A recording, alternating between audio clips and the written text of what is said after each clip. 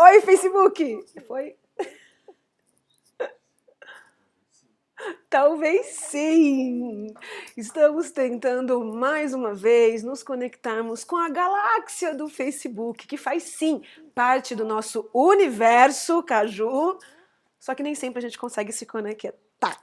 Essa é a nossa terceira tentativa. Então vamos de novo. Boa tarde! Hoje é sábado, é dia do curso Ideia e Ação Storytelling. Agora que tá funcionando, eu não posso gritar. Tá bom, é que eu tô feliz, gente. Feliz que conectou. Boa tarde, eu vou em frente. Estamos falando de storytelling, estamos falando de narrativas, estamos falando de estrutura clássica aristotélica. Vamos continuar falando um pouquinho de Aristóteles, um pouquinho daquele cara que falou que o todo é aquilo que vem com princípio, meio e fim.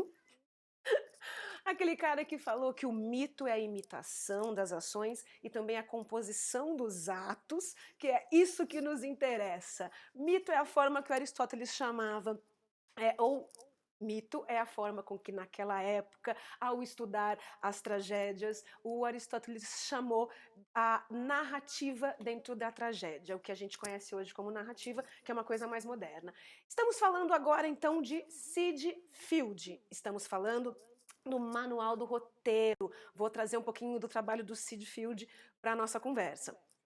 O Sid Field é roteirista, professor, conferencista, enfim, produtor, publicou uma série de livros sobre roteiros, como compor roteiros. Foi esse lado professor dele, ele foi professor da Universidade da Califórnia, foi esse lado professor que fez com que ele passasse a pensar o processo de composição de um roteiro e assim chegasse aos elementos importantes ou aos elementos que compõem um roteiro.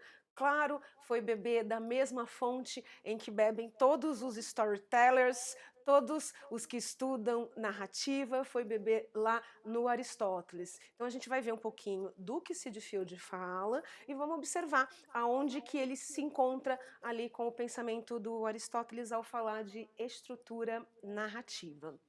Bom, tem uma coisa interessante no trabalho do Sid Field, que além dele ser primeiro roteirista, trabalhou para uma série de estúdios, mas ele trabalhou também como leitor de roteiros. Ele foi por algum tempo responsável por encontrar roteiros. Então esse lado leitor unido, né, somado ao lado roteirista do Sid Field, fez com que quando ele se tornasse professor, ele fosse capaz de compor uma ideia completa sobre esses componentes do roteiro.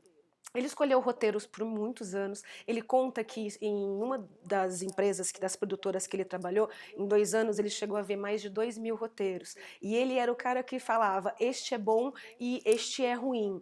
Este vale a pena apresentar para o financeiro, para propor, para ver se vale a pena fazer o filme.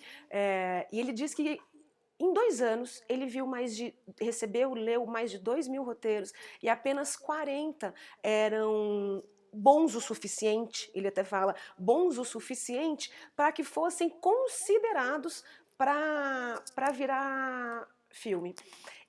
A partir disso, ele começou a se perguntar uma coisa que eu acho que bastante gente se pergunta quando entra no processo de compor coisas, que é como se faz? Por que alguns compõem roteiros e esses roteiros, ao serem lidos, são interessantes? E por que outros roteiros não são interessantes? Porque alguns são considerados bons para virar filme e outros não são bons para virar filme.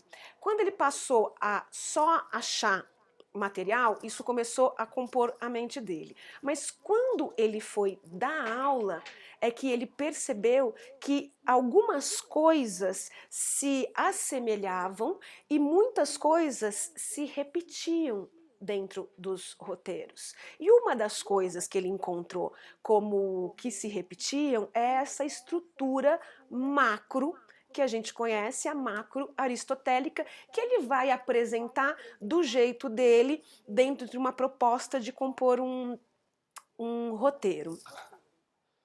Acho que estamos indo, né?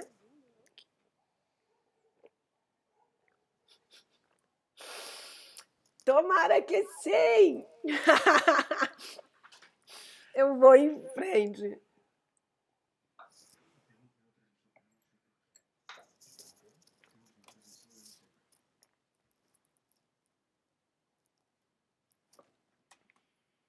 Eu não sei se eu continuo falando, pessoal do Zoom. Ou se eu